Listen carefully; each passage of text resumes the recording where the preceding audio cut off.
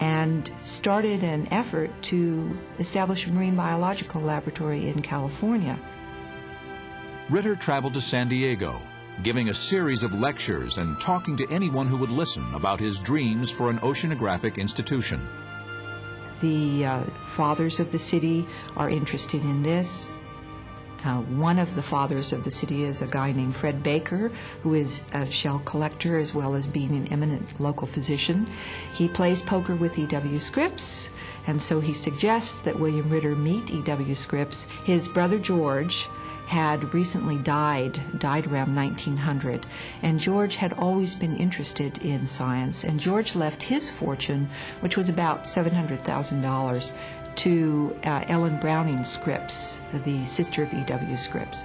So she was very interested in finding an institution that might memorialize her brother George. She herself was very interested in biology. So these three people, E.W. Scripps, Ellen Browning Scripps, and William Ritter, met in San Diego in 1903, and at that meeting a check is given, and they decide to start a private organization called the Marine Biological Association of San Diego. Now, Ritter at that point was a professor of zoology from Berkeley. He wanted the university to be involved, but the university didn't have a lot of funds, and they were hesitant about having a marine biological station that they couldn't support.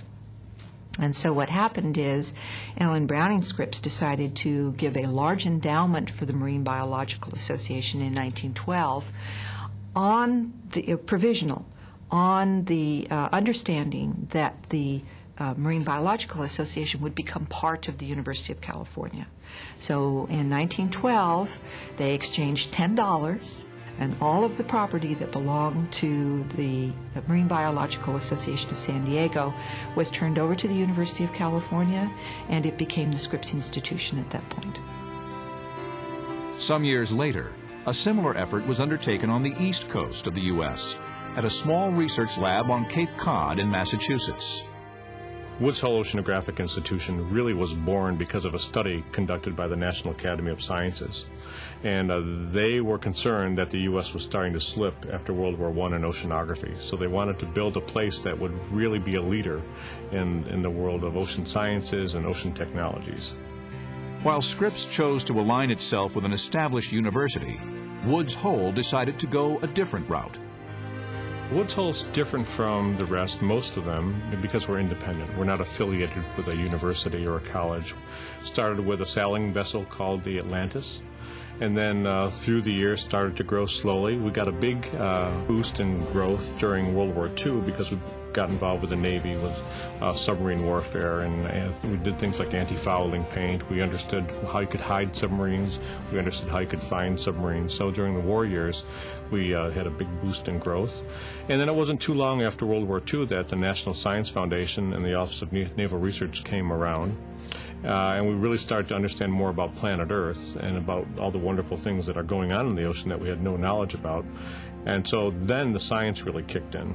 During the war, a lot of the scientists here began to study sonar, sound in the sea, and physical oceanography became more and more important for the institution. A number of the scientists here were also reserve naval officers. As soon as the war happened, they all became active naval officers. They began to go out to the sea in naval ships. Suddenly you had scientists who had a lot of experience on the ocean, some of it military and some of it not military. So after the war, the other thing that occurred is that there were a lot of naval vessels that need to go into mothballs. The director of the institution at that time was a reserve naval officer named Roger Gravel. He was able to acquire 3 large vessels from the government, and suddenly the institution had a fleet. So in 1949, 1950, it undertook a whole series of expeditions to the deep Pacific, which really made the institution famous. I think the real push in oceanography was right after World War II. And there were a number of cases in World War II where the Marines would land on a beach and didn't even know, because they didn't even know the tides, there would be these incredible losses, and those were unacceptable. And so the Navy said, we have to understand how this ocean works in any possible way that can affect our current activities or our future, and that required that a huge amount of money go into oceanography in a very formal way. And that was really the boom in the 1950s of oceanography throughout the United States, and many of the existing institutions grew dramatically at that time. And so you can go back 30 years or so and look at our history in deep submergence, and it's a wonderful legacy that we're leaving behind there, so we were leaders in that. Also, I think some of our work in understanding marine mammals and how they communicate, recording mammal sounds, that's another place where we have a real big impact. Understanding the North Atlantic, which we're finding out now is critically important to things like abrupt climate change. The last 100 years have been a time of explosive growth within marine science. The rise of oceanographic institutions like Scripps and Woods Hole. Remarkable scientific voyages like that of the Glomar Challenger in the late 1960s. Unprecedented advances in technology, including remotely operated submersibles that probe the deep sea, and highly sophisticated satellites that can see virtually anywhere on the surface of the ocean. But perhaps the greatest change over the past century has been the recognition that if it is to flourish, oceanography must be practiced in a collaborative and interdisciplinary manner.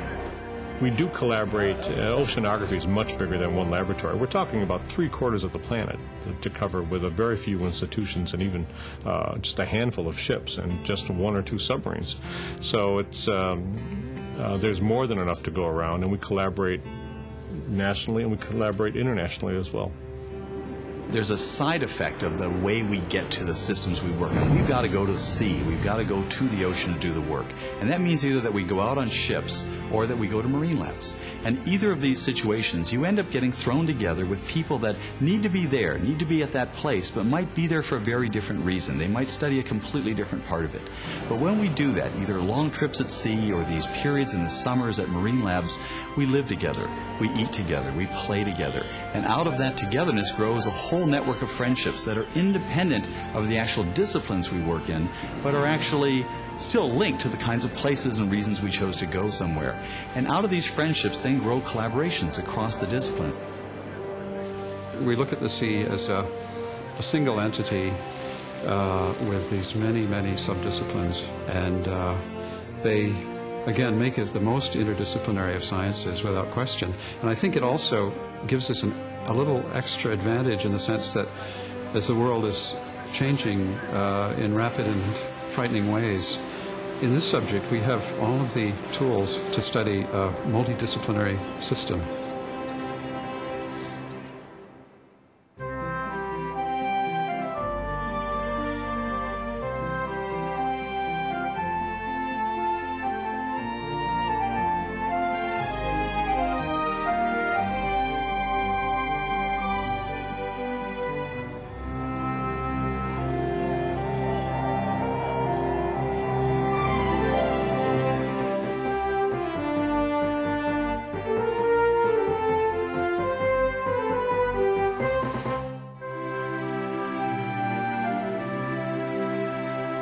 The Endless Voyage is a 26-part television series about oceanography. For more information about this program and accompanying materials, call 1-800-576-2988 or visit us online at www.intelecom.org.